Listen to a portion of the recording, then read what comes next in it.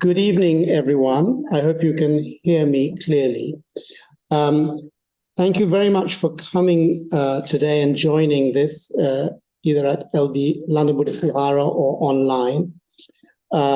This is a regular series of talks that we organize on the second Saturday of every month by the British MahaBodhi Society. We're at London Buddhist Vihara right now. We've got an excellent speaker lined up for you this evening, and I'd like to now welcome the head monk of London Buddhist Vihara, Most Venerable Seeladassana, to give the welcome address, please.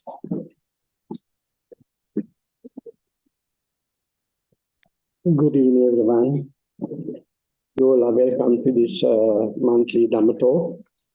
I would like to introduce our speaker today, Venerable Seeladassana. We are delighted to welcome Venerable Seeladassana to speak to us today about happiness and Buddhism for the British MahaBodhi Society. A warm welcome to you all from London Buddhist Vihara, to all those who have joined us today, either here in Chiswick or wherever you are in the world.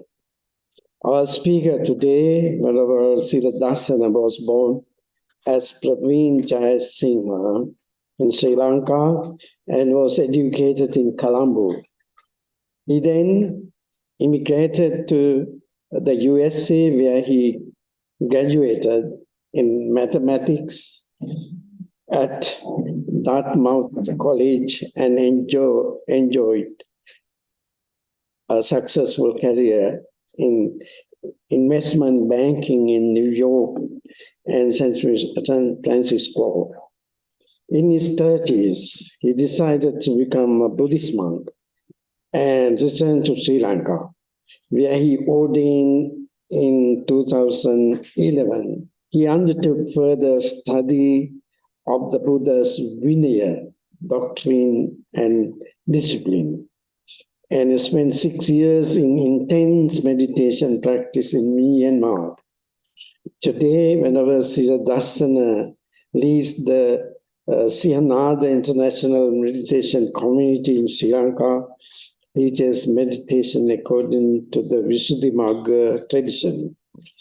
Venerable Seeladassana will offer his discourse on a very important topic that is relevant to us all: how to achieve happiness through Buddhism.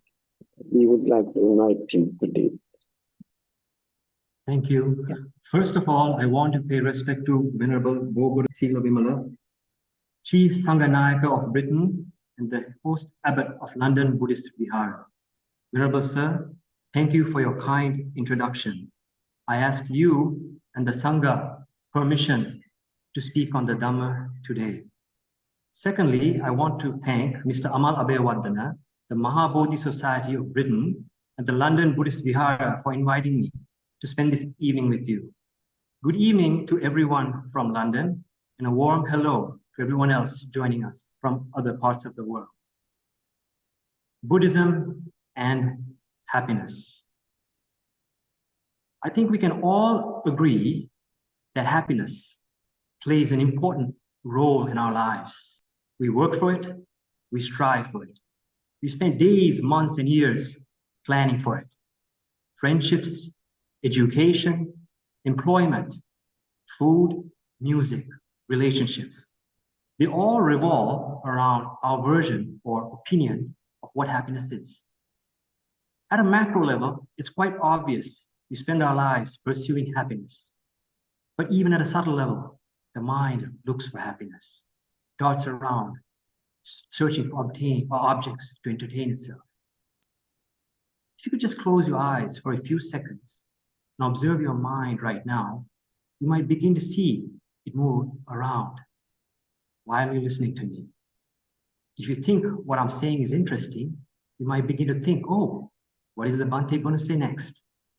If you find me boring, you might begin to think, when will he stop? So I can go back home prepare supper and watch TV. If you find me very interesting, you might begin to think, I'll introduce him to my friends. The mind continues to look for happiness.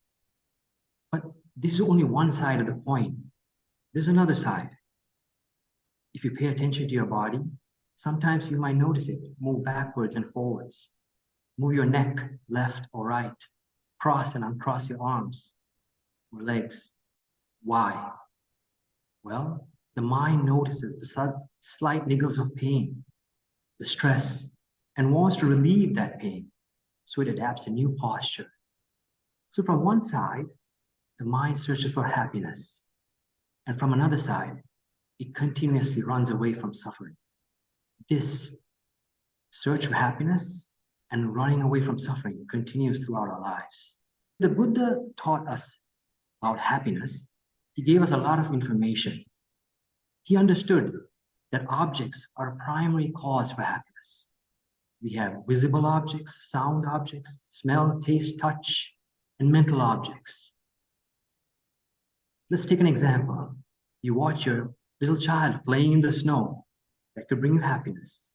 The sound of sweet music or the taste of delicious food. All of these things could bring you happiness. But the Buddha did not stop at only objects for happiness. He also taught us about the internal workings of the mind, how the mind perceives these objects, how it reacts to it. He also taught us how to develop the mind so we can perceive them in a way that can maintain our happiness. That same child who was playing in the snow, if he doesn't stop playing and he continues to play for hours, he'll begin to annoy you or worry you. When is he going to stop playing and start doing his homework? Or will he get sick? That same beautiful sound, if it continues to play nonstop, will start irritating your ear. And you'll ask someone to please reduce the volume. And that delicious food, if you consume too much, it begins to bring discomfort to your stomach. So while the objects haven't changed that much, the way the mind perceives these objects did change. Today, we're going to spend some time learning about the internal workings of the mind. What I want to do is to study some defining points in understanding happiness and then connect these to happiness, understand how they relate. Then I want us to be able to hopefully use this information, integrate it into our lives, and improve types of happiness we experience on a daily basis. We will focus on feeling, wise attention, unwise attention, wholesome thoughts, unwholesome thoughts, virtue, meditation with respect to concentration, meditation with respect to insight. I think most of you are probably very, very familiar with these topics. But today I want to spend some time diving into them, learning a little bit about what constitutes them, and then what are the causes for them, so that we can relate them to happiness much more easily. Let's first of all take feeling. Please remember, the mind never arises alone. It always arises with a bunch of mental factors. One of them is feeling. This has the characteristic of experiencing an object. The Buddha taught many types of feelings. We have somanassa feeling, which is pleasant feeling. This feeling can arise with wholesome thoughts or unwholesome thoughts associated with greed. From the unwholesome thought side, we have three types of thoughts: greed-rooted, delusion-rooted, and anger-rooted. So this pleasant feeling can only arise with greed-rooted thoughts. It cannot arise with delusion-rooted or anger-rooted thoughts. Next, we have sukha. This is bliss. Actually, this is the bliss that can be obtained from meditative development. If a person reaches the first jhana, second jhana, or third jhana, they have a very high level of happiness. This happiness is what is referred to as sukha. Actually, the bliss in the third jhana is referred to as the highest bliss that can be obtained in the mundane world. Next, we have another type of sukha that arises with body consciousness. Here, if we touch a pleasant object, then we have a pleasant feeling. This pleasant feeling is what is referred to as sukha. We also have upekkha, equanimity. This type of feeling can arise with wholesome thoughts, unwholesome thoughts associated with greed, and then unwholesome thoughts rooted in delusion. Again, please remember, this cannot rise with anger-rooted thoughts. It's important to understand this when we try to understand what stress is or sadness. We also have another type of upekkha, which is equanimity associated with the fourth jhana, fourth, fifth, sixth, seventh, and eighth jhanas. This is a very high level of equanimity associated with a very high level of peace. Then we have domanassa, a very important type of feeling, grief. Sometimes we call it grief, sometimes we call it sadness. Some might refer to it as lamentation. This only arises with minds that have anger, anger-rooted consciousness. So whenever we feel stress or sad, then it's this type of domanassa feeling that's actually arising in our mind. Finally, we have dukkha feeling. It's the pain that arises with body consciousness.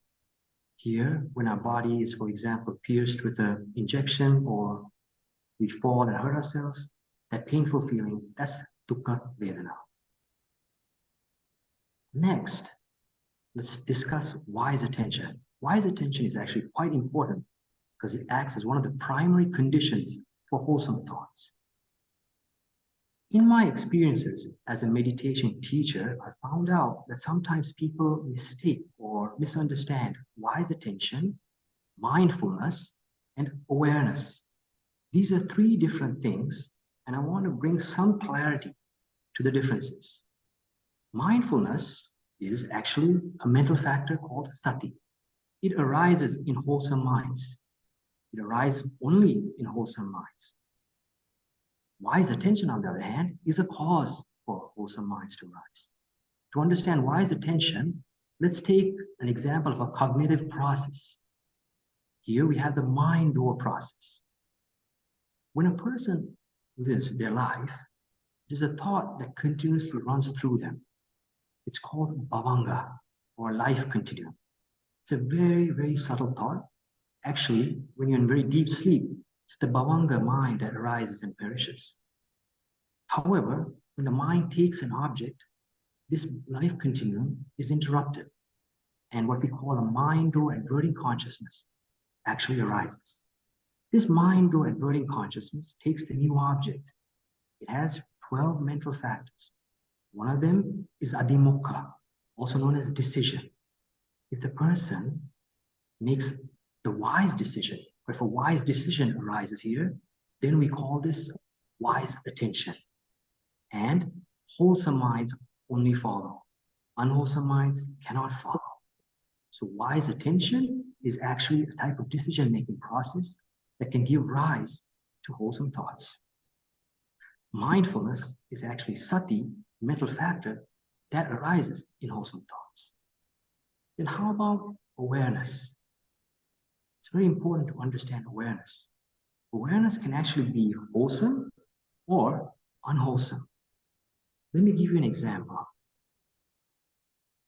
Let's say a thief decides to steal your jewelry. So he walks into your house, very well aware of his surroundings, very well aware of his behavior. He opens the doors quietly, he treads softly, he makes sure not to leave any fingerprints. He opens the safe very carefully, takes the jewelry, puts it in his bag, and exits, all with a very high level of awareness. However, this awareness did not have any wholesome thoughts. All the thoughts were actually unwholesome, and it definitely did not have any wise attention. So please understand, awareness is one thing, mindfulness is one thing, wise attention is another. Then let's move on to unwise attention.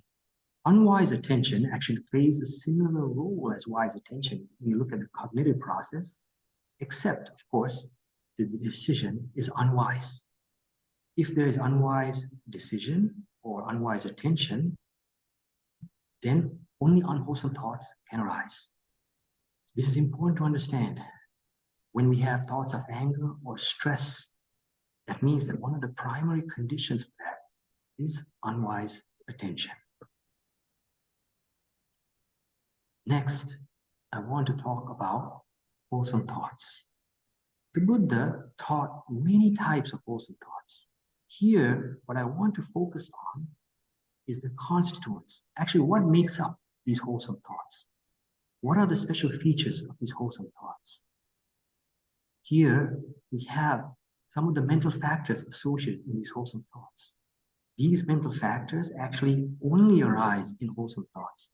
They cannot arise in unwholesome thoughts. We have faith, mindfulness, shame to do wrong, fear to do wrong, non-greed, non-anger, tranquility of the mind, and tranquility of the mental body. Here, the mental body refers to the mental factors that actually arise with the mind. So we have tranquility of the mind and tranquility of the mental body. Lightness of the mind, lightness of the mental body. Malleability of the mind, malleability of the mental body. Wieldiness of the mind, wieldiness of the mental body. Proficiency of the mind, proficiency of the mental body. Rectitude of the mind, rectitude of the mental body. Specific neutrality, and sometimes wisdom. These mental factors are very, very powerful. They make the mind calm, make it light, malleable. Here, please understand, it's not that the person is malleable, it's that the mind is malleable. The meditator or the person who has a malleable mind can do many things using their mind. Then the mind is wieldy. So what do these mental factors do? They actually strengthen the mind, make it very, very powerful. And they only arise in wholesome minds. Then let us consider unwholesome thoughts. Here I want to focus on greed-rooted unwholesome thoughts and anger-rooted unwholesome thoughts. In greed-rooted unwholesome thoughts, we have greed, delusion, restlessness, shamelessness in doing wrong, fearlessness in doing wrong, wrong view, conceit. If there's wrong view, conceit does not arise. If there is conceit, wrong view does not arise. They don't arise together. Sometimes we can have sloth and torpor, depending on how the mind arises. In an anger-rooted unwholesome thought, we will have anger, again, delusion, restlessness, shamelessness in doing wrong, fearlessness in doing wrong. Sometimes there will be jealousy, sometimes avarice, remorse. And depending on how the mind arises, maybe sloth and torpor. Again, these mental factors only arise in unwholesome minds. They cannot arise in wholesome minds. Next, we have virtue. Virtue plays an integral role, a very important role in the Dhamma. The Buddha taught many types of virtue: 5 precepts, 8 precepts, 10 precepts, high ordination bhikkhu virtue, high ordination bhikkhuni virtue. Today, we're going to focus on the 5 precepts. I think we're all probably very familiar with it, but we have abstaining from killing, abstaining from stealing, abstaining from engaging in sexual misconduct, abstaining from lying, and abstaining from consuming intoxicants. Now, I found out that in society, sometimes people think or wonder that these rules, these precepts are very constraining. They constrain the mind. They don't make the mind free and liberated. We can't do whatever we want. Actually, these precepts very much help liberate the mind, very much help make it free. Let's take a simple example to understand. Let's say there's a person called John. So John decides to lie to his friend.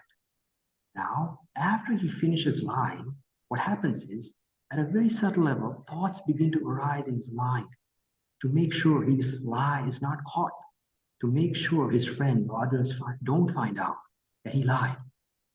What does this mean? Sometimes John avoids his friends. Sometimes he won't go to his favorite restaurant because if he goes there, people will find out that he lied. So what happens is actually John is not free anymore. He's trapped in his lie. And this happens at a very subtle level. And it can control our lives to a great deal. And I mean, if we take a very serious example of breaking the precepts, like if someone kills someone or steals something, they could actually end up in jail. So not only is his mind constrained, he's also physically constrained. So the precepts actually help protect the person's mind and help it actually become free. So it's important to remember this. And then we have concentration meditation, samadhi. The Buddha taught 40 meditation subjects that we can use to develop concentration. And then there are 2 levels of concentration discussed in the Dhamma. One is absorption concentration and one is access concentration. Absorption concentration is actually what we sometimes refer to as jhana concentration. It's a very high level of concentration. Here, I think we have the 10 kasinas, anapanasati, which we're all quite familiar with.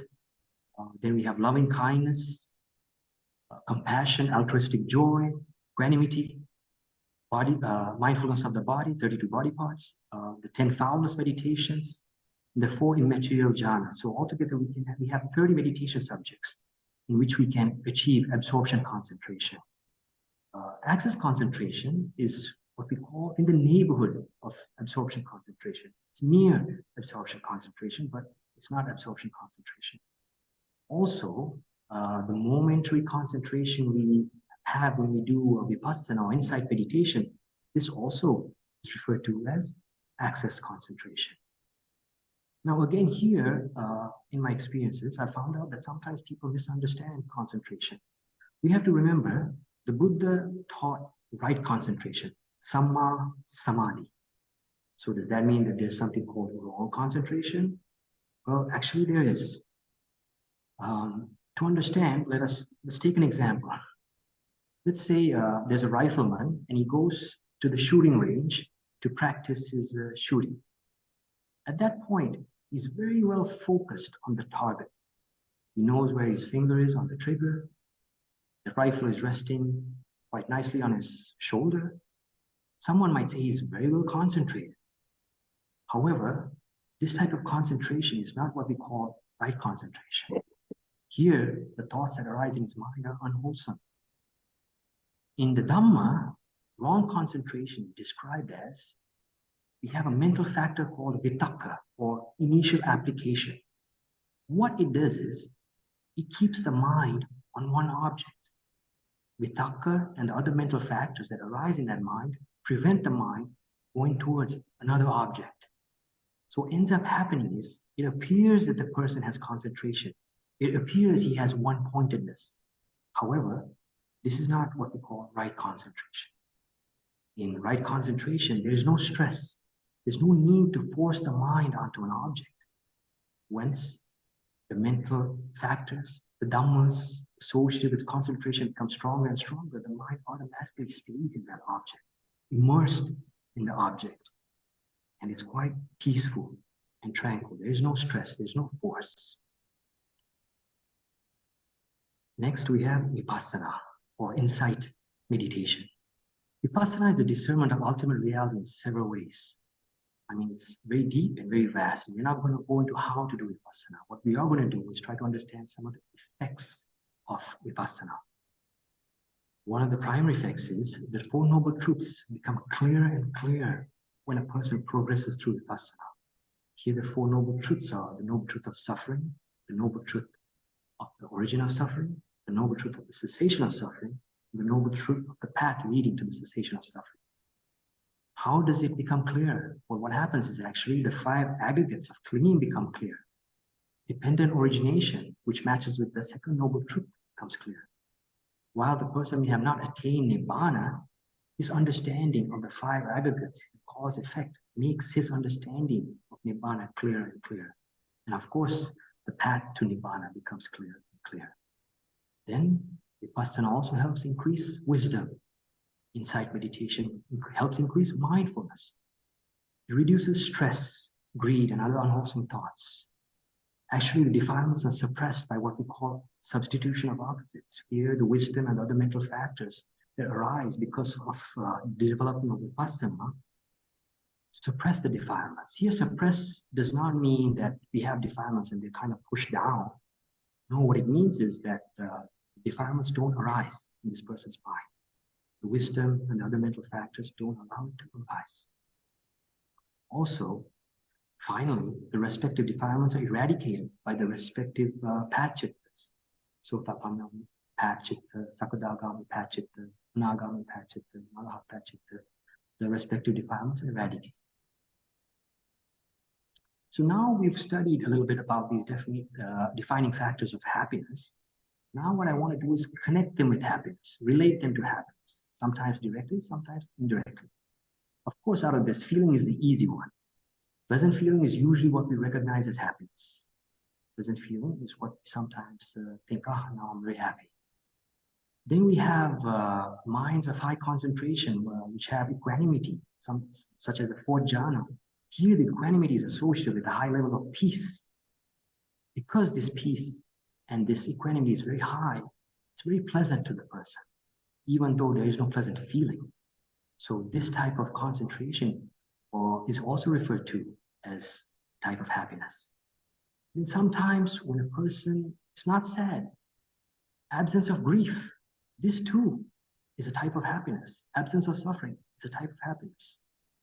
So now we have to talk about three. And then we have wholesome thoughts that have pleasant feeling. Here, the wholesome thoughts that have pleasant feeling have very, very strong mental factors that arise with them. So the pleasant feeling that arises here is very, very strong, supported by these mental factors of tranquility, malleability, lightness, so on and so forth. Then how about unwholesome thoughts that have pleasant feeling? Yes, unwholesome thoughts actually do have pleasant feeling, the greed-rooted unwholesome thoughts. Here, however, because of the mental factors that arise with it, it's not as strong or refined or blissful as the type of feeling that arises with wholesome thoughts. Next, let's connect wise attention with happiness. Wise attention is an important condition that assists in developing higher and higher levels of happiness. Actually, if you consider the four factors of stream entry, the four factors of Sotapanna Magga, they are listening to the good Dhamma, associating wise persons, having wise attention, and practicing according to the Dhamma. So wise attention is essential for the realization of Nibbana, the highest level of peace or bliss. Then wise attention is also necessary to discern ultimate reality, to discern the five aggregates, to discern cause-effect, to discern impermanence, suffering, and non-self. So again, wise attention is very important. Wise attention is also important to achieve concentration. If without wise attention, cannot reach high levels of samadhi, high levels of concentration. Then wise attention also arises when we have wholesome thoughts in our daily lives. All these wholesome thoughts need wise attention as a cause for them to rise. Example, when we are offering food to a venerable monk, that time we understand that there's good karma, we understand that we're doing a good deed, and there's a lot of wise attention. So these wholesome thoughts of patience and offering, they all have wise attention involved with them. When a person develops wise attention, wholesome thoughts arise. And as we learned earlier, wholesome thoughts can only have pleasant feeling or equanimity feeling. They cannot have grief. So when a person has wise attention, his stress levels reduce, his anger reduces. It's prevented by the wise attention.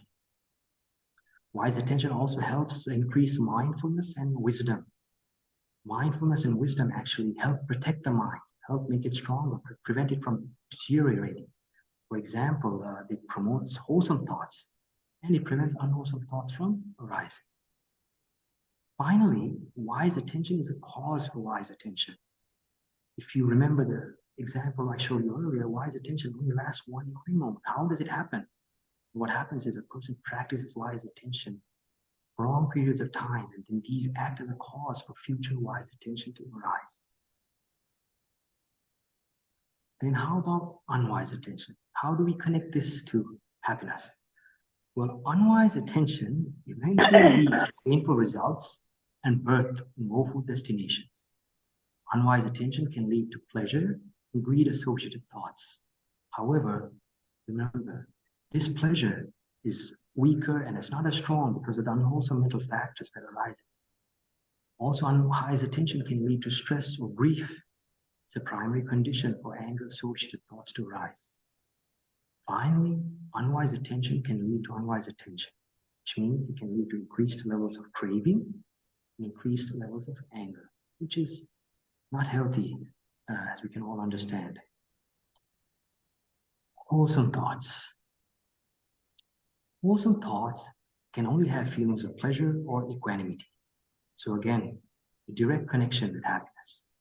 And as I mentioned earlier, wholesome thoughts have powerful mental factors that support this pleasant feeling and helps result in higher and higher levels of happiness. Wholesome thoughts also have wholesome results. Kamma vipaka. So there are only wholesome results, which can, of course, give us more happiness. Wholesome actions can be remembered often and can give us, again, more happiness. For example, if we helped a friend in need, or if we looked after someone even a decade ago, sometimes when we remember these events, it gives us happiness. So wholesome thoughts can act as a cause for more happiness. Wholesome thoughts result in association of wise persons. The person who has wholesome thoughts begin to incline to interact with wise people who practice the Dhamma. Of course, people praise people who behave or have wholesome behavior. People trust them more. And a person who engages in wholesome activity, he's fearless because he has nothing to hide. And finally, wholesome thoughts incline the mind to meditation, inclines it to escape samsara, or it can.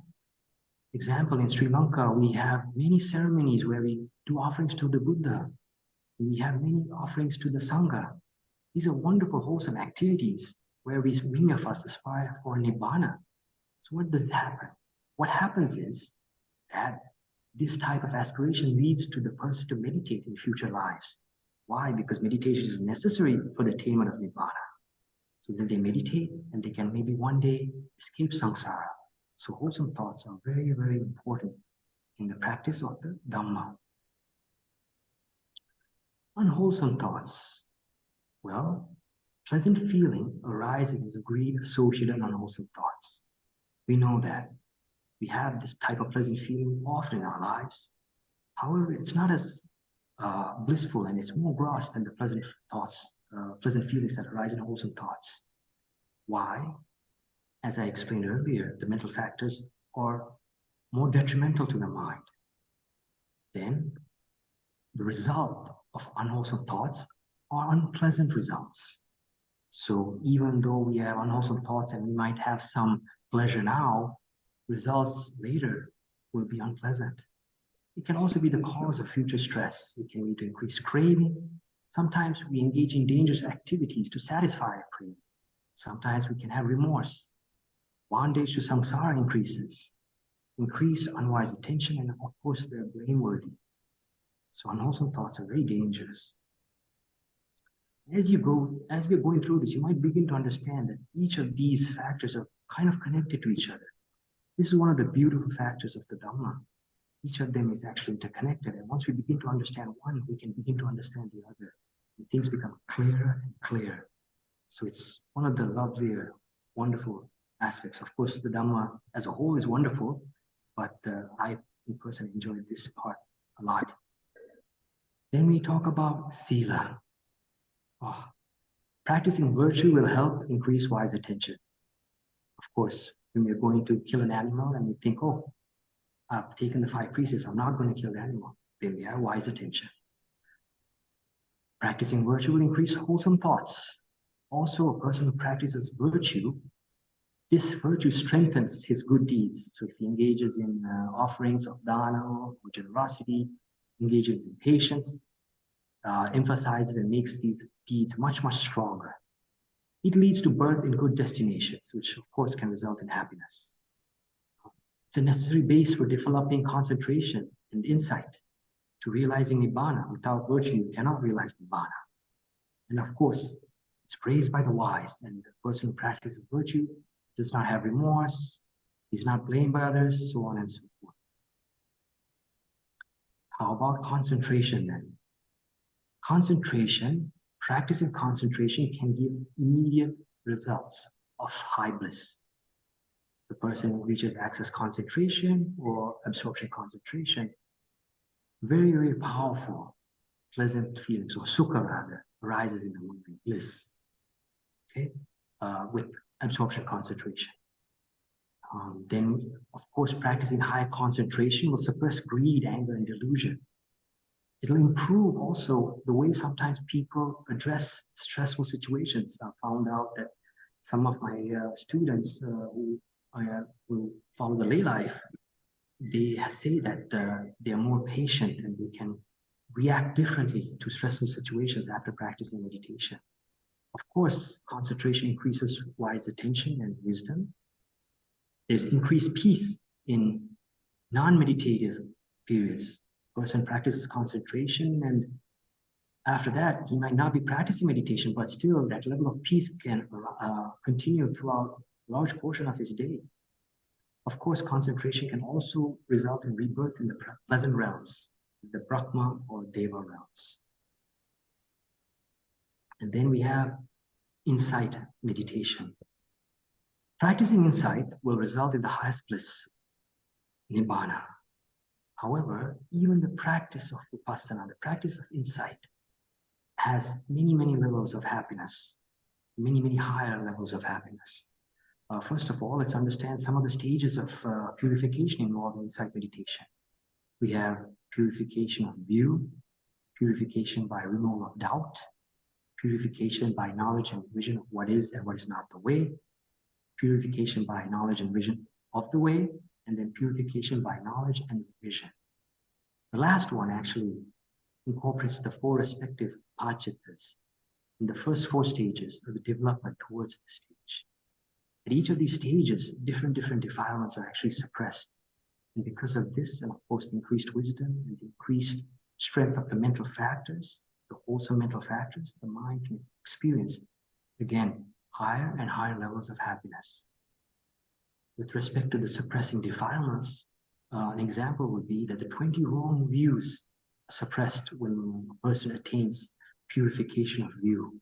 And if he attains purification by removal of doubt, then 62 wrong views are suppressed, 62 wrong views and doubt.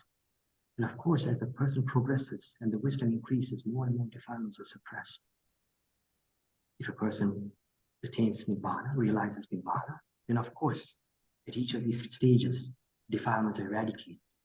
For example, the Sotapanna Magga stage, wrong view, doubt, jealousy, avarice, certain levels of greed, anger, and delusion eliminated by this first path consciousness.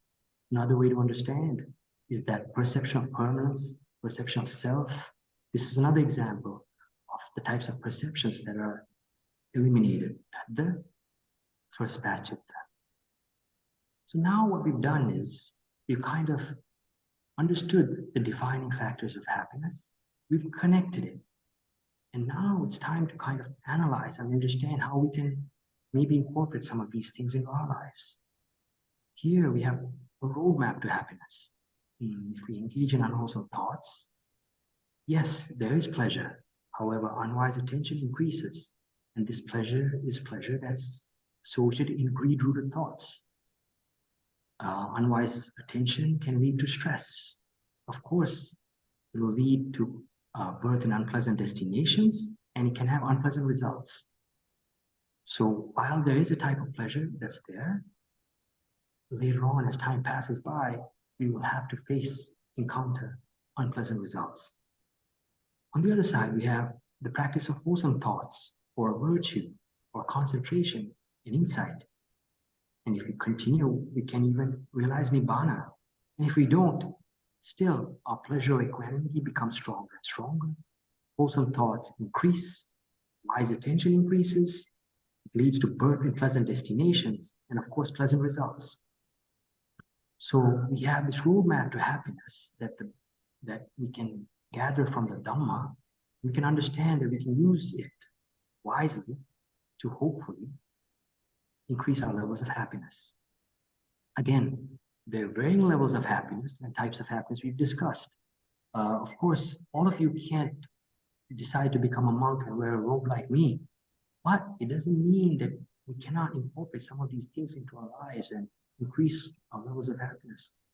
We can develop virtue, sometimes wise attention, wholesome thoughts that include generosity, patience, so on and so forth. And this will help increase our happiness.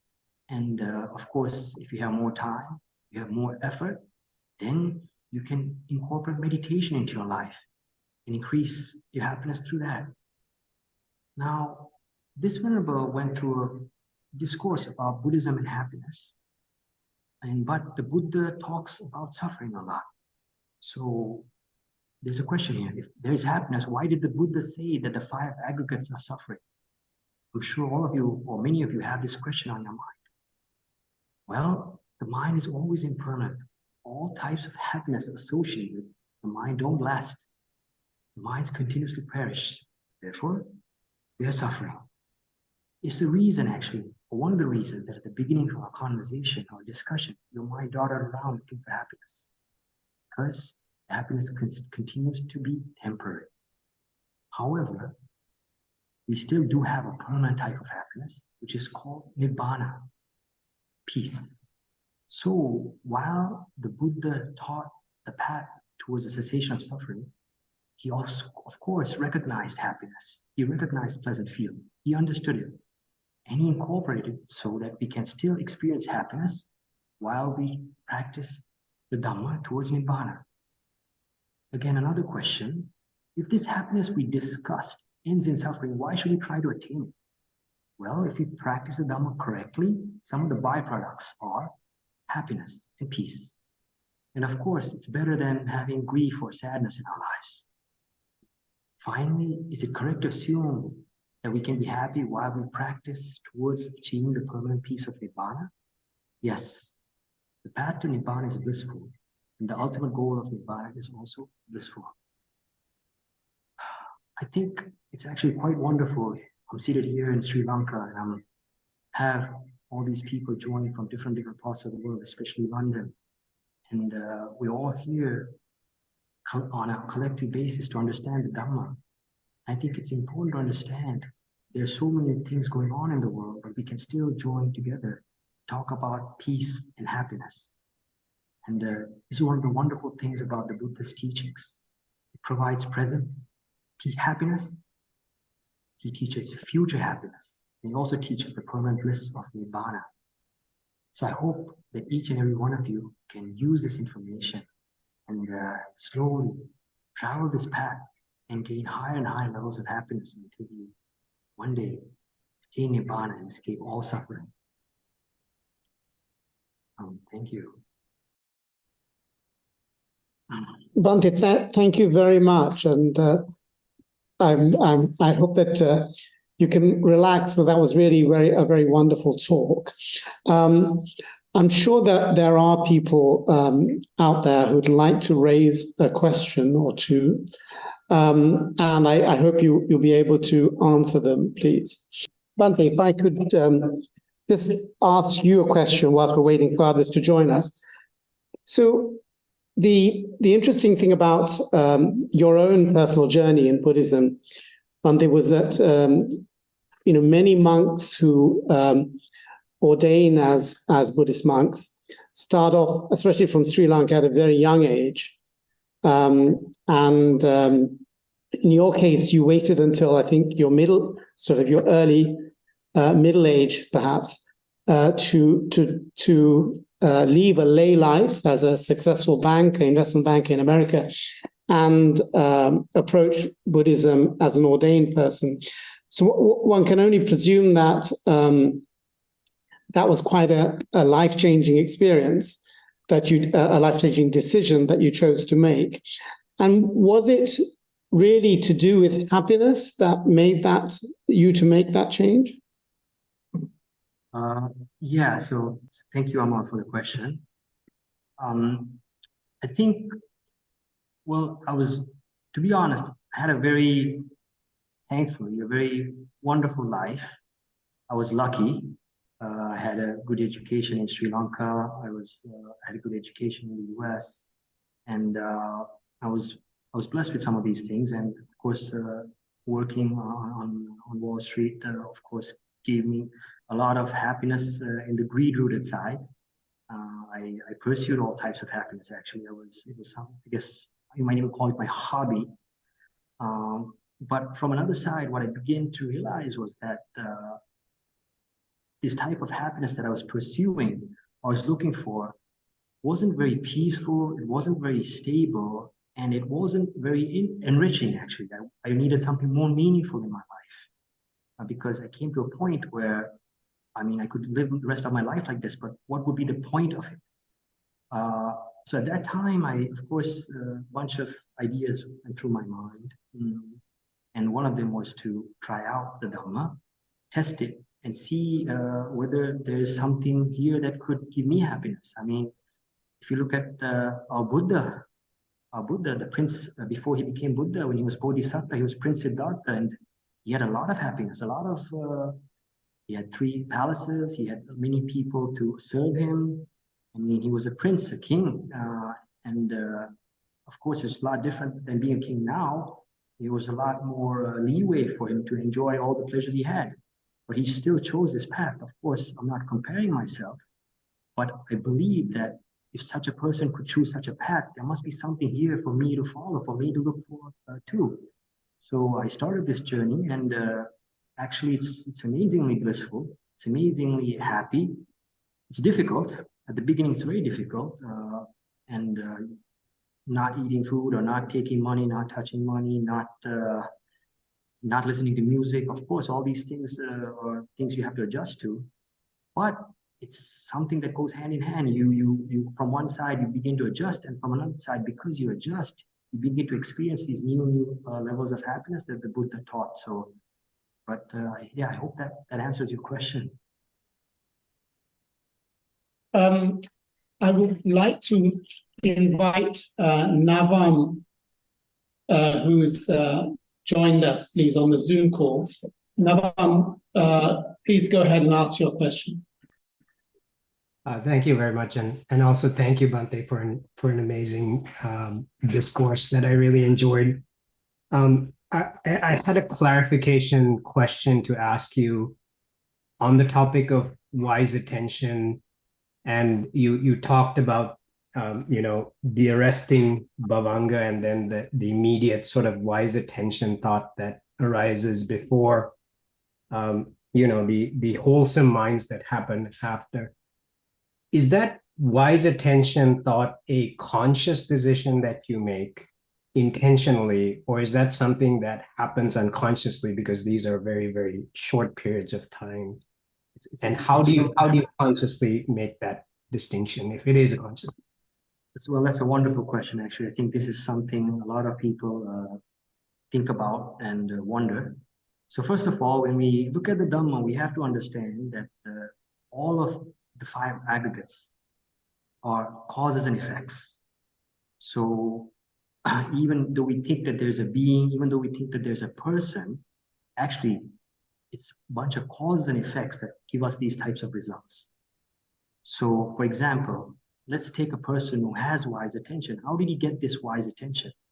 Sometimes he would listen to the Dhamma, and because of the knowledge that arises by listening, he inclines the mind to make decisions that are in accordance with the Dhamma. This decision-making process of these thoughts can help that single wise attention to arise. That's one way. Then he might practice virtue. If he practices virtue again, the practice of virtue can help that wise decision arise again. Then, of course, if he practices meditation, again, because of the wholesome thoughts that arise, that wise attention can arise.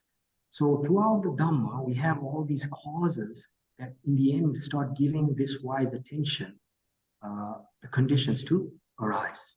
So then someone might wonder, well, how about, for example, I'm walking down the street, I see someone who is hungry and I should give him some food. How does this decision actually help wise attention? It actually does, because what happens is now he's having these thoughts of generosity, thoughts of looking after someone, thoughts of compassion. These thoughts purify the mind and then can result in this wise decision arising in a later thought. So in this way, even though we might think it's momentary, and it is momentary, actually, it is, but the thinking patterns we have will help that wise attention arise. However, I do want to specify one more thing, and that is that the Buddha taught the way for this wise attention to increase, actually. He taught the way. He taught us about paramis, which are generosity, virtue, renunciation, truth, wisdom, equanimity, so on and so forth, determination. Then he also taught us about virtue, meditation of concentration, meditation of insight. So when we practice this way, the conditions for future wise attention to arise are much, much stronger. It's one of the reasons why a person who practices Dhamma can have this wise attention much, much easier. And they can also understand how it arises in their mind. I hope that answers your question. Thank you very much, Bhante. We have a question in the audience here in London Buddhist Vihara. If I can just prepare that. Hi, Graham, if you could please ask Bhante a question. Yes, Bhante, thank you very much indeed for your engaging talk. Just one thought.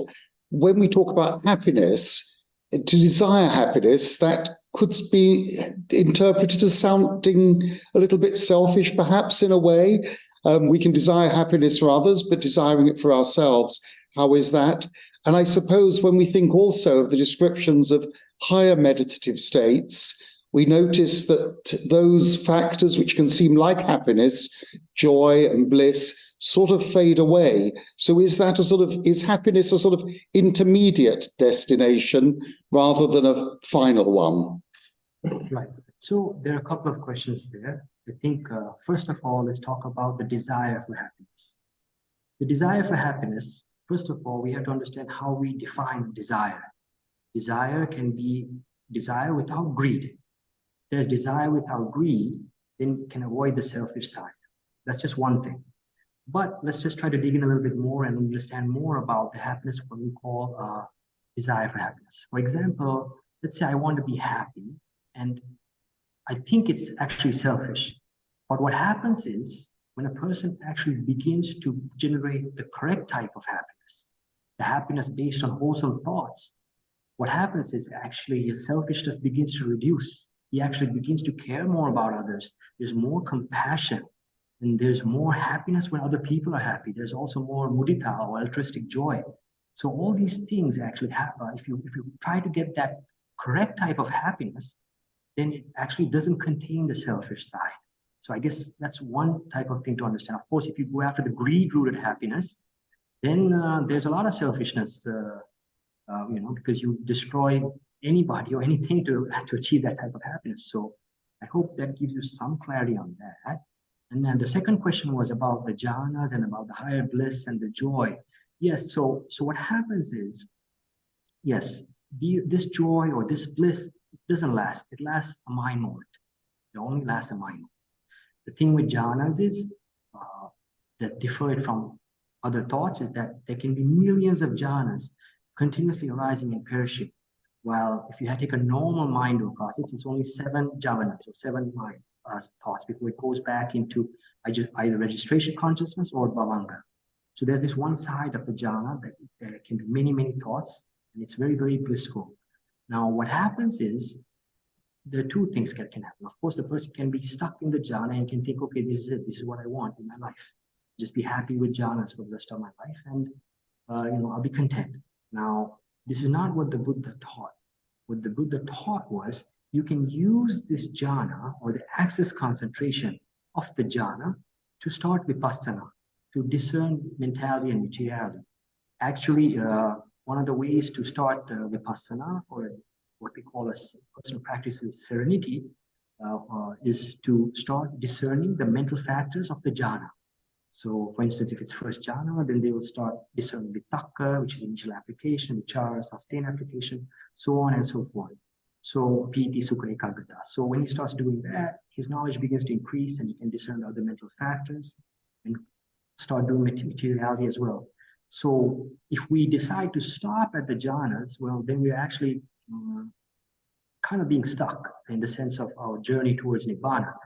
But of course, if we have the Buddha's teaching in a time like this, we have enough information to understand that we're not going to, that's not our goal.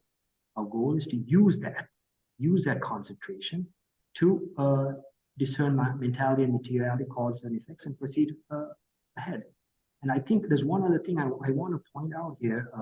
This is a question I found out a lot, is that we shouldn't be afraid of concentration. It's not something where we're going to be so attached to it that we will not be able to escape. If we have the right knowledge and we have the right way to use that concentration, then we don't have to worry about it. Is that okay? Was that answer your question? Andy, thank you very much indeed. And the reference to the Brahma Viharas, I think, was really, really apt. Thank you. Okay. Bhante, if I could just ask you sort of a fairly complex question regarding the world today and the state of things. So obviously, you must be knowing that the world is in a fairly precarious situation, as we see it from the news alerts that we all receive. There are increasing conflicts and effectively 2 wars, major wars that are happening in the world right now, and these may spill over into bigger confrontations. And it's also obviously a time when we have to reflect on the fact that there's a lot of unhappiness that these wars are generating, not only for the people where they're happening, these events are happening, but also beyond those shores. So I can understand that the description of your talk today is really about a personal journey that people need to take. But from a wider context, and for those people who are at great anxiety and pain in many cases, what solace can they get from their predicament, from the teachings of the Buddha, and indeed the advice you're giving in terms of the search for happiness today, please? Very, very complex and difficult question, but a wonderful question. I think the Buddha's teachings are something that at the end we have to practice to get the best results. Now, if you're in the middle of a war, in a place, of course, these days, sometimes it's difficult to practice. You don't have the thought of practice. I mean, you're worried about whether your mother is going to be alive, your family is going to be alive, or worry about food for the day or water for the day. So it's actually a very stressful situation. And I mean, how do you overcome this through the Dhamma? I mean, it's very, very difficult. I think what you can do is you can try to practice a certain type of patience that ensures your survival as well. Because I think what happens in these types of situations is that a person is actually stressed and put in a position so much that they don't have thoughts or to be able to understand how things actually can develop or unfold, or they can, I don't think they even have the choices. So it's actually a very difficult thing to do. We have to just accept that it's a very difficult thing to do. But does that mean we give up? No, I don't think we give up. As humans, that's one of the finer qualities we have. We don't give up. What we do is we try to adjust our environment. We try to engage with people who maybe have similar thoughts, similar feelings. I mean, and hopefully try to gain a type of protection, a type of stress first. I think one thing that this situation, this question reminds me of is when the Bodhisattva actually decides to come to the world to become a Buddha. When the Bodhisattva decides to become a Buddha, he looks at the world, and if the lifespan, I think it's below 100, at that time, if it's below 100, then he doesn't choose to come, and the lifespan is because the lifespan becomes lower and lower, and people actually cannot understand the Dhamma because they're suffering so much. So that's one instance where the Bodhisattva doesn't come, and then the other time is when the lifespan is very, very long. The time when it's very, very long, people live such a pleasant life that they don't understand the noble truth of suffering. They can't relate to it. So I think when you put somebody in a position of war, how do they reach happiness? I think in the little things, in the things that they can actually relate to on a daily basis. And these little things can be, looking after your children, looking after your mother, your father, things sharing compassion.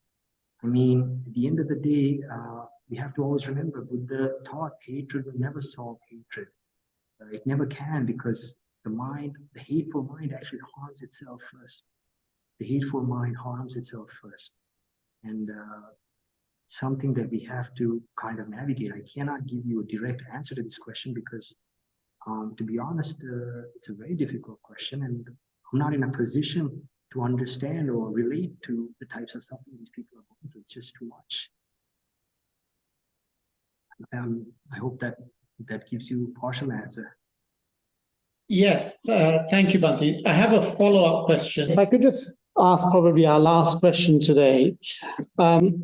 So it relates to, I think you mentioned a child and how a child experiences happiness, and the question that you raised right at the beginning. But in the contemporary world that we all live in, especially in the West, we're sort of fed a diet that happiness derives from materialism, whether it's, studying to get a better job, striving to earn more money, providing more for your family, whether it's your wife and your children, and also, buying a better house, moving on to be more successful, earning money, being more materially successful, shall we say? Okay. So how do we deal with this sort of conflict that we experience in day-to-day life all the time? The need to provide good resources, whatever we want to call it, to our family, make sure that they're well cared for, and the search that you're contemplating, for mental, personal, spiritual advancement. Sure. Yeah, I think again, I guess the question is, or the question we can ask ourselves is, can we obtain these resources? Can we obtain these material goods and still protect our mind? I think that's the question we have to understand or answer. Can we go through all of this and still protect our mind? And I think it's very, very possible. I think just in my own experience of some of the meditators that I have in the West, they're doing high intense jobs, very busy, but they still integrate meditation into their lives. They still incorporate virtue into their lives, and they still have success. I think one of the things, one of the misunderstandings I have seen in general is that people believe that greed is necessary to be successful. If you have greed, that's the only way you can be successful. Now, greed is a thought that, makes you chase something, maybe, but do you only chase by greed? No, you can chase something by wisdom. You can chase something by faith. You can chase something by understanding your surroundings and thinking this is the most suitable way. You don't always have to be greedy to achieve material success. Then another side of how people are driven these days, and I've seen this especially because of social media and the things and the implications of that, is people are also driven by fear. They're driven by fear. They're afraid to be judged wrongly, so they adjust to accommodate the culture, accommodate society. They're afraid that their closest friends are doing something very cool and they're not, and they will be left behind, so they try to catch up. So what society has done right now, or what exists in society, we have two defining factors. One is the fear, and another is greed. Now, the question would be, are these the only two factors that will give us success? I don't think so, because they both harm the person on the way there. They harm the person on the way to that destination. And this side I've seen, very, very powerful. Actually, to be honest, I was working at Lehman Brothers when it went bankrupt in 2008. I was there during the bankruptcy. And I saw a lot of people sad and a lot of people upset, and I felt that. But I also understood that a lot of it was, they were still very, very successful compared to the rest of the US. But of course, they went through this tough time, and there was this period of sadness, and still they had this sadness. But it was because they couldn't understand, the conditions around them, but they could still choose to be happy. So you can go through all this stress, but you can still choose to be happy. And that's where the Buddha's teachings become very, very important.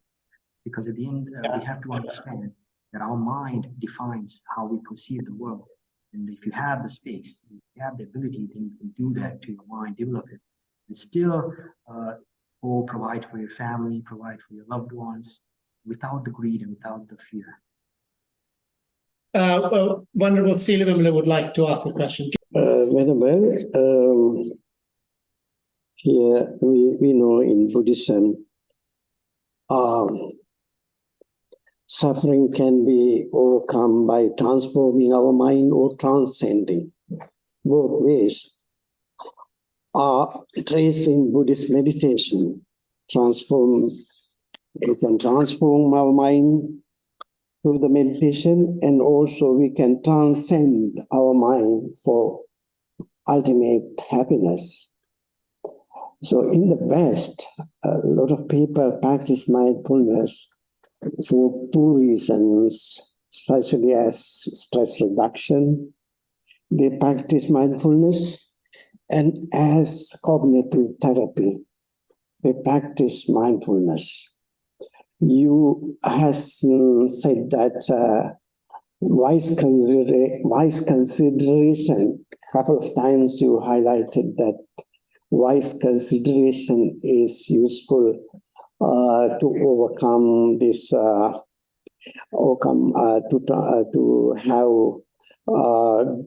guide us to wholesome state. So I have the question, means how wise consideration, yoniso manasikara, help in worldly sense to transform our mind, to overcome our stress, overcome our suffering. Would you please give any definition about wise consideration or yoniso manasikara, or any area of the wise consideration? Thank you. Sorry, Amal, could you just help me for 1 second? I couldn't. It wasn't a little bit clear. Yes. Okay. I'm sorry, Okay. Venerable Bhante. I couldn't understand the question. If you could just repeat it. Sure. Let me just come here. So I think Venerable Seeladassana would like.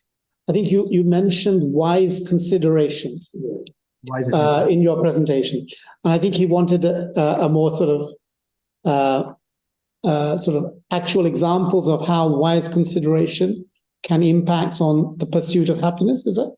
Yes, to transform the mind. How wise consideration can really beneficially transform the mind. Transfer the mind. Transform. Improve the mind. Okay, understand. Yeah. So yes, Bhante, with your permission, Venerable Sir.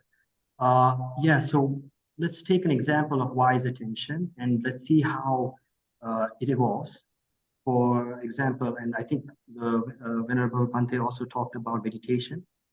So let's say a person is practicing meditation, and because he's practicing meditation, wise attention begins to increase. So what ends up happening is the way he perceives, and there are many, many angles we can look at, but one of the angles we're going to look at is the way he perceives objects, for instance, begins to change because of the wise attention. So for instance, if he looks at an object like a bird or a flower, or if he hears something, he might have the wise attention to understand that it is impermanent, or he might have the wise attention to understand that it is suffering. So when this happens, what happens is the wholesome thoughts that arise may have pleasant feeling, may not have pleasant feeling, but they'll have wholesome thoughts that enrich the mind, make it stronger. And what it does is it actually begins to act as conditions for other wholesome thoughts that arise later. So that's one way. Another way is when we have wise attention is a cause for wise attention. So what happens is the mind continuously inclines towards wise attention, inclines towards perceiving objects in a better and better way, or in a deeper and deeper way. So again, what happens is that wise attention prevents the mind from falling towards unwholesome thoughts. Let's say, for example, we see something very, very unpleasant that'll make us maybe angry. But when we have wise attention, the mind inclines not to the unwholesome side. It inclines to the wholesome side. So by inclining to the wholesome side, we actually prevent stress, we prevent grief, and these types of unwholesome thoughts don't arise. So I think that's one of the important features of wise attention. What it does is it actually keeps guiding the person towards wholesome thoughts. I think I just remembered an example actually. One of the students, or one of the students who studies under me, when their meditation was increasing, they began to ask me a question. Bhante, I'm walking down the street, and sometimes I just go into concentration while I'm walking for a brief moment. Now, is that normal? Why is that happening? And I said, he was in a vehicle, and I said, well, what was happening in the vehicle? I was talking to this person, and the conversation wasn't very interesting. It was boring. Then I said, so did you not like it? Yeah, it was a little bit defiling to my mind. So what happened was, in his case, his mind began to understand that there was unwholesome conversation going place, so it inclined to concentration. And this happens at a very subtle level, especially if you can understand causes and effects. Then you can understand that when the mind becomes wiser and wiser, it'll avoid these types of events of unwholesome behavior and so on and so forth. So again, of course, this person at that time had wise attention. So the wise attention will protect the mind from going towards stress. And as Venerable Bhante mentioned, it will also transform the mind to make those wholesome thoughts stronger and stronger, and enrich them with wisdom, so on and so forth. With your permission. We have a question in the Zoom audience. So if I could ask Sanjana to kindly ask his question, and I'll try and get you on the screen, Sanjana. Just give me a second. Thank you, Amal. Venerable Bhante, in your presentation, you mentioned stress. Now, in the West, mental health is a big topic, which is addressed by psychologists. So how does that compare to what you mentioned? Yeah, so I think we have to understand psychology and Buddhism a little bit to get some clarity. When the Buddha taught the mind, he actually taught us directly about the mind. Directly, what are the constituents of the mind, how the mind arises, how it perishes, and he taught us how to be able to discern this mind. So it's actually direct dealing with the mind. Again, I'm not a psychologist, so I don't want to act like I know the field of psychology, but I do have some friends who are psychologists, and I think from my interactions, what I understand is in psychology, we actually follow behavioral patterns. We ask questions, and we understand how they think, how they behave towards certain things, how they react, how they kind of understand certain situations or events. So there's a little bit of distance between directly knowing the mind and asking questions and trying to understand the behavior. So I think that distance is something which we have to understand. One of the examples that I can give is, for instance, one of the people I know who meditates, they had a problem where their meditation wasn't actually developing. It was a little bit stuck. Now, this person on the outside looks, quite wonderful, no problems whatsoever, looked very happy. But when they were meditating, they got stuck. And one of the reasons we found out was because of an event that took place about 20 years before that. So 20 years ago, this event took place, and they created some stress in her mind, and therefore her meditation couldn't develop any further until she addressed this stress, until she confronted it, or until she discerned it and understood its reality. So now that means 20 years she didn't visit a psychologist, and I don't think she didn't meditate. She didn't even know she had this type of stress. So that gap between knowing the mind directly and then discussing and trying to understand the mind, there's a gap, and sometimes I think people go throughout their whole lives carrying stress and not even knowing that they have stress. So that distance is there. Thank you. We have a question though from Aruna. If I could ask Aruna to please ask her question to Bhante. Thank you so much, Bhante, for your informative information we are given. I would like to ask you maybe a couple of questions. One of them is related to something you mentioned, that the world is driven by stress and anxiety.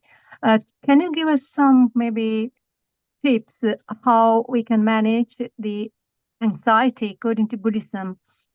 And my second question is, when we try to do the meditation practice, sometimes it's really, really hard to maintain the continuity.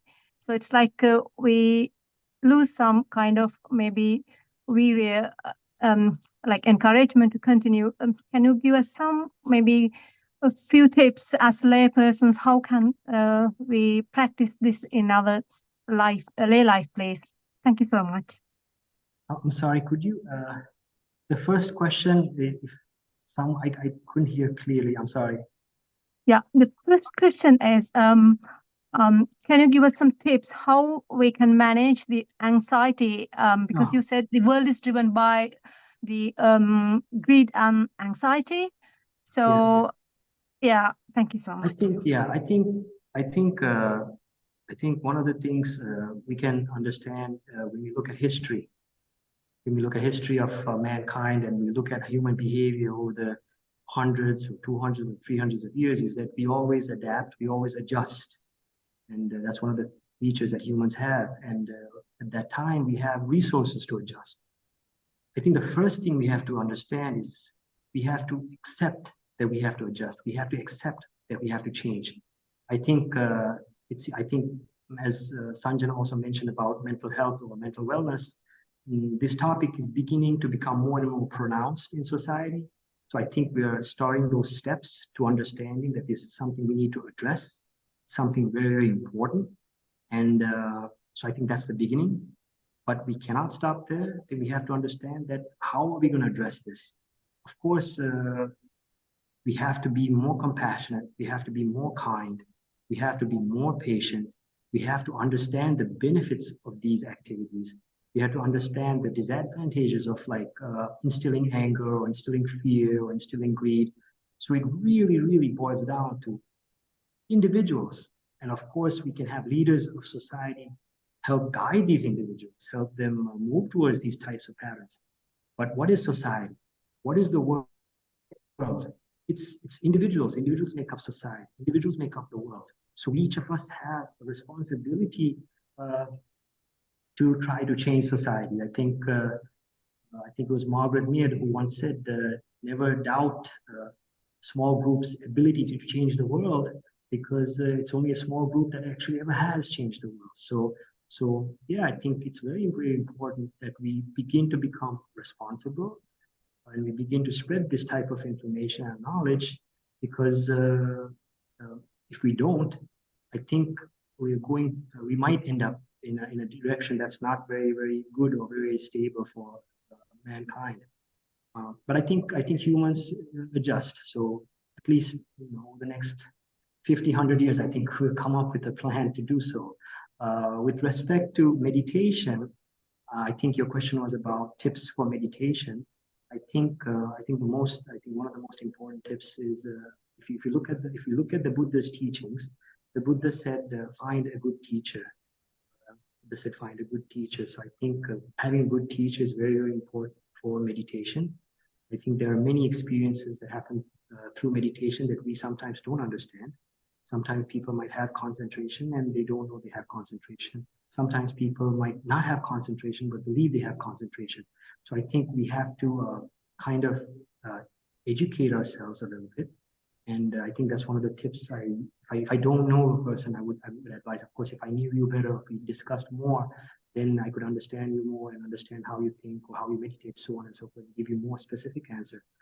But with respect to a general answer, I think we have to understand. I've been meditating. I think it's been more than a decade, about 13 years now. And I think one of the things I learned is that we can't assume we know until we actually know. it's kind of a cyclical answer. But the thing is, we have to go back to the Buddha's teachings and try to match or understand our experiences related to that. Remember, the Buddha was the master of the mind. He was the master, and he described everything in very, very high detail. And I think we have to appreciate that and have that faith. So what happens is we can use that to guide us. I think the mind is a very complex instrument. It's a very subtle instrument. It's very fast. So to navigate, we need information. So I think one of the best types of tips I could give is to start learning about the meditation. If you haven't, if you have, of course, then I think you'll be okay. But if you haven't, maybe read a little bit more, or the Tripitaka, or commentary, sub-commentary, this type of books, and I think it'll help guide you, because that's why the Buddha came to this world. Actually, he came to this world, he arose in this world to remove our suffering, to help us remove our suffering. So if we have this big resource still available in terms of the Dhamma, then we should use it. We should definitely use it. And I hope that's okay. Thank you, Bhante. I think we're just going to wrap up here. I'm sure it's very late for you right now. So let me just thank you officially, and then we'll close the meeting very shortly. Well, first of all, I'd like to thanks many people who have made this event happen today. It's not easy to arrange these kinds of events, and a lot of people have come together to put this together. There has been, first of all, I'd like to thank Venerable Seeladassana personally. It's been quite a challenge, but we've got there in the end. Just to say that Venerable Seeladassana is in a very remote part of Sri Lanka, and he very generously offered to not only take part and deliver this talk today, but also overcome, I think this is the first time he's ever been on Zoom. So, so we had to overcome a lot of challenges technically, and I'd like to also thank Sanjana, his friend and colleague, and so we had to reach out to Melbourne in Australia to get some of the technical expertise to make this happen. But I'm really glad that everything from a technical perspective has worked well today, and I think everyone around the world has heard and seen Bhante give his talk and answer the questions. So that's the first thing. There's also been a lot of things that have made this event happen at London Buddhist Vihara, and I need to thank the head monk, Venerable Seeladassana, for graciously allowing us to have these talks at London Buddhist Vihara for the British MahaBodhi Society. There's also the various helpers that I have, that the MahaBodhi Society have here, who help put these events on. And I need to thank the people who do the catering, arrange the hall, set up all the technical equipment that make this all happen. And also thank everyone, every single one of you who come and attended this event, either in the hall personally or around the world. I mean, I know there's a lot of competing things like a Cricket World Cup and a Rugby World Cup happening, and even train strikes that have made it difficult to come here. So I really appreciate the fact that you've all made the effort to come. But actually, obviously, most of all, I'd like to thank Venerable Seeladassana so much for this illuminating talk, and I hope that we can collaborate, the British MahaBodhi Society can collaborate with you on a continuing basis, Bhante, because I think it's been a very enlightening, your talk and the presentation. There will be an opportunity to rewatch this for those people who couldn't stay for the whole duration of the talk, and it will be eventually posted on YouTube, and I will share that YouTube with you, Bhante, so you can use it on your platforms to share amongst your friends and colleagues. just in terms of future events of the British MahaBodhi Society, we are planning now for events in the new year. In November, we will be doing a collaboration with the MahaBodhi Society of India, who is hosting a conference, their annual conference from Sana, and it will be an online conference on Buddhist jurisprudence. And there will be academics from all over the world participating in that, and we will be streaming that and sharing parts of that with our audience. In December, our plan is to have Dr. Sarah Shaw attend the London Buddhist Vihara to give a lecture, and we very much look forward to that. And then moving forward, there are lots of plans for us to have events to continue our series through the British MahaBodhi Society. So you will be kept informed via email and other platforms.